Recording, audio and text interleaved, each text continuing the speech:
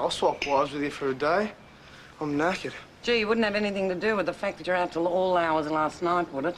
Might do. Is Gypsy? No, she's not. She's gone for a walk. And how is she?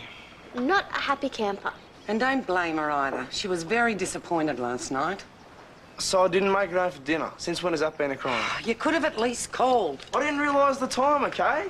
And nobody told me that Gypsy was making a special meal. Will, that is hardly the point. I'd have been miffed too if I'd have been cooking and you didn't call. All right, point taken. And in case you haven't noticed, mate, Gypsy is 8.5 months pregnant. She's in a very delicate and emotional state at the moment. You've got to be more considerate of her feelings. All right, save the lecture. It was only one night. Yeah, well, one night too many, okay? Just remember, she's your partner, not your flatmate. Point taken? How's this? I'm meant to be the worst boyfriend ever. Sounds spot on.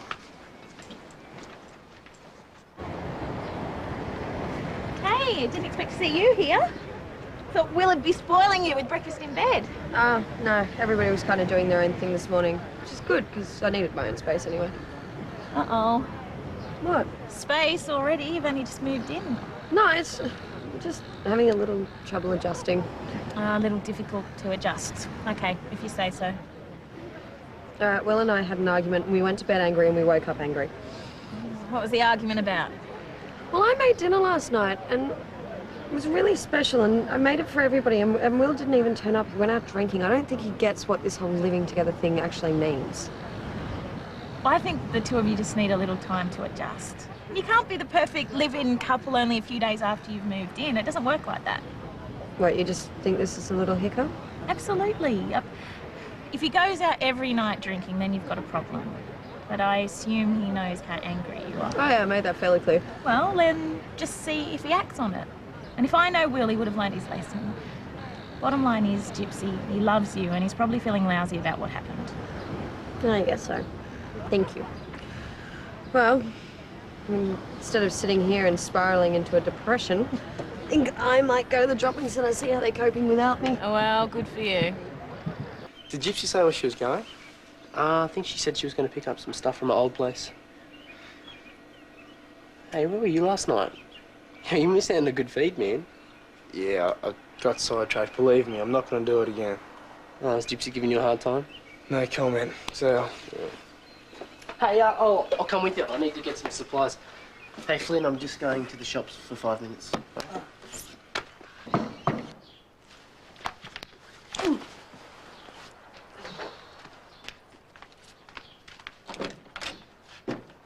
Hey. Hey, What are you doing here? we need to talk. You alone? Yeah, still got a key. Good luck. You're in no rush to go home. Well, I was enjoying the peace and quiet. My house isn't that bad, is it? I don't know, Will. You tell me you didn't come home last night. All right, I was late, okay? That's it. And I'm sorry. I had no idea that you're going to get this upset about it.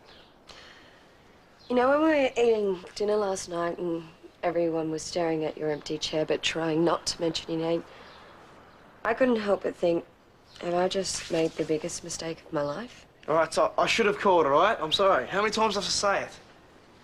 You know, it's funny how I wasn't worried that you were in an accident or anything like that. All I could think is, he's either trying to avoid me or he's taking me for granted. Is that how you really felt? Yeah, it did go through my mind a couple of times. Well, you don't know me very well then.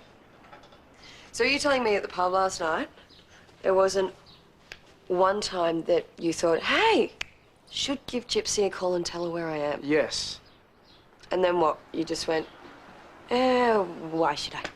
You don't think I'm committed, that's it, isn't it? I don't know, you tell me. All right. All this morning on the boat, all I could think about is, what if I've stuffed up everything completely? What if I go home and she's ripped all the posters off the wall and taken a girly blue donut and gone? What can I say, Gyps? I'm an idiot, okay? I don't think things through properly. But I love you. And it won't happen again. Good. Because I'd hate to pack and unpack again. Me too. Come on, let's go home. Okay.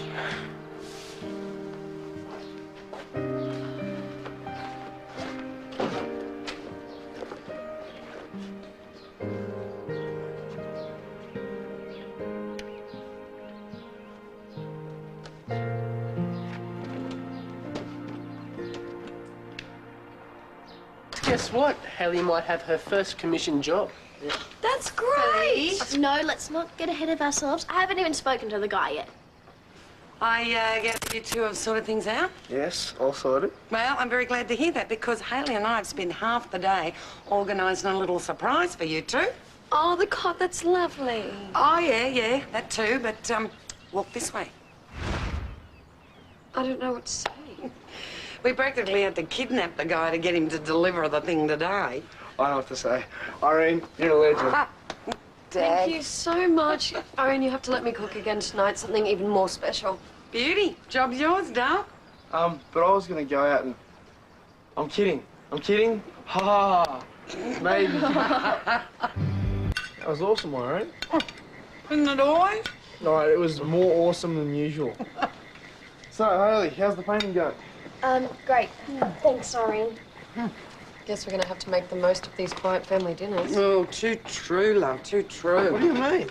Oh, hello.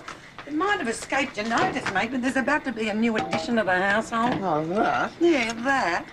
And guess what? Your life won't be your own. It's not that much of a big deal, Irene. Excuse me? All right, it is a big deal, but it's nothing worth getting yourself into a spin about. Have you ever been in the same room as a baby, maybe seen one? Yeah, I'm just saying, it's all about being properly organised. Oh, right. Yeah, it's just like running a boat, you know? Everything in its place and there's a place for everything. And that'd be one of ours? Yes. Mm-hmm. It's all about routine, baby. Trust me, it'd be sweet. Man, if you're tired now, I wonder what you're going to be like when the rug rat arrives. Hey, don't you start, all right? You'll be asleep at the wheel, the boat will end up on the I rocks. told you it's all a part of being organised and knowing what's going on. What about pooey nappies? Oh, no, I'll put him in a bucket next to the bed. Tell him, Irene. Well, I hear what you say about getting organised, mate, but your brother does have a point. What do you mean? Well, you don't organise babies, they organise you. You feed them when they need feeding, you change their nappy when they decide to fill it. Yeah, I know that. Then they'll start crying and you won't have a clue what's wrong with them, so you walk around with them for hours trying to bring up wind till they decide to sleep. And just as you're dropping off to sleep, they'll decide it's time to wake up for their next feed. Yeah, but not all babies are like that. Oh, yes, they are.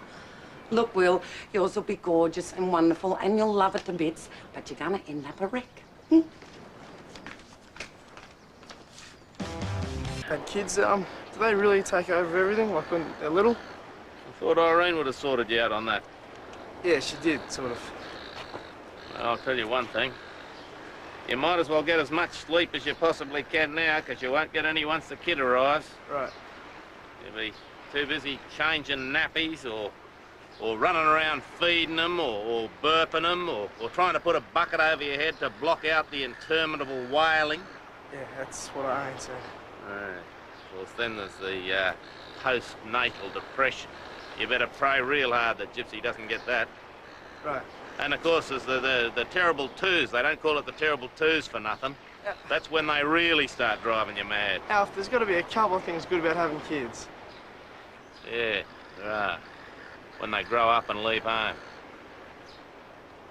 Thanks, Alf.